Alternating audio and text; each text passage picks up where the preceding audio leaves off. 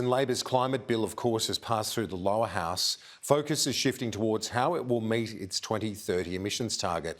One approach the government's yet to explore involves vehicle emission standards, with relief to the fuel excise set to come off next month. New research by the Australia Institute suggests imposing emission standards could help ease pain at the bowser as well as contribute to climate targets. Joining me here in the studio live is Richie Merzian. He's Director of Climate at the Australia Institute. Richie, thanks for your time. Your analysis suggests billions of dollars would have been saved if this emissions standard was in place, 7 years ago? Yeah, that's right. So if the Australian government had come back from signing the Paris Agreement and looked at what policies it could put in place, in the transport sector, it could have put a minimum standard, an average standard for efficiency for new cars sold. If they did that in 2016, then motorists would have saved almost $6 billion and we would have saved about 9 million tonnes of greenhouse gas emissions. How do you work that out? So you just basically work in an average level of efficiency that would be brought into new cars, about 20% more efficient, and then the average car uptake from there on in.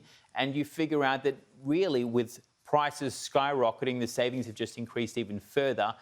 Billions would have been saved, emissions would have been saved, and this is a simple regulatory change. It's within the power of any federal government to do. There's been multiple reviews, multiple past commitments, and yet we've still failed to make this simple change happen, and we're all paying the price. What's the federal government's view on it, the Labor government? So the federal Labor government had this as a policy position in 2019 at the federal election. However, facing that defeat, this was jettisoned along with other policies. We've seen the federal government look at what it can do to implement the 43% emission reduction target. This is the next cab off the rank. This is the next change that they should be looking at. And there's a big electric vehicle summit that we're helping to co-host on the 19th of August. That would be a great opportunity for the Energy Minister to actually put down Labor's position, because this is a simple policy you can bring forward that would save motorists money at the bowser and save greenhouse gas emissions. Well, they are undertaking tax relief for electric vehicles and making other moves on that front. Is that not enough in your view? No, it's not enough. It's a great start, but there's so much more we could do. The transport sector is one of the dirtiest we have. Emissions have risen the most since we signed the original UN convention.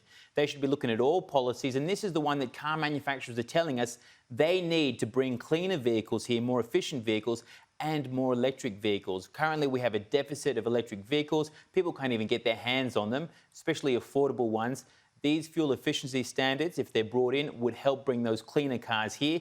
More models would be available and we'd all save. Fuel efficiency standards are in place right across the world. We have standards in place here, don't we? But they're not strong enough in your view? Nor mandatory. So we have voluntary standards that have been designed by some in the industry, but they're weak and they're opaque. There's numerous loopholes.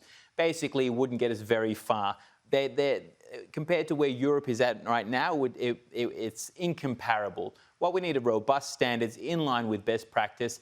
80% of the world have fuel efficiency standards that are mandated.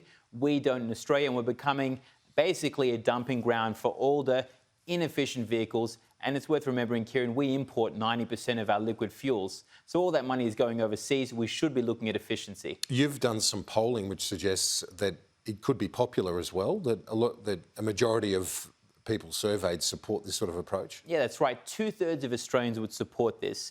Car manufacturers are calling for it. Numerous ministers have come out at state and territory level and said that we need these standards. Would it drive up car prices? Well, no. Car manufacturers are telling us that it would actually increase model availability, and you have like for like. You have more efficient vehicles that are out there that aren't being sent here. Why? Because car manufacturers look across the world, see where they have to send cars because the standards are in place, and then where they don't have to, they send their old vehicles, their more efficient vehicles, and then you and I literally end up paying more. So, as you referred to it, a dumping ground, how quickly can you turn, as a nation, how quickly could we turn that around, the availability or the breadth of cars available? Yeah, I mean, the federal government could bring in place these regulations this year, and that would then send an immediate signal to car manufacturers to begin bringing their efficient vehicles. And each year it builds on itself as we get more and more efficient vehicles into our car fleet. And that's what we should be looking at, especially with fuel prices jumping up next month.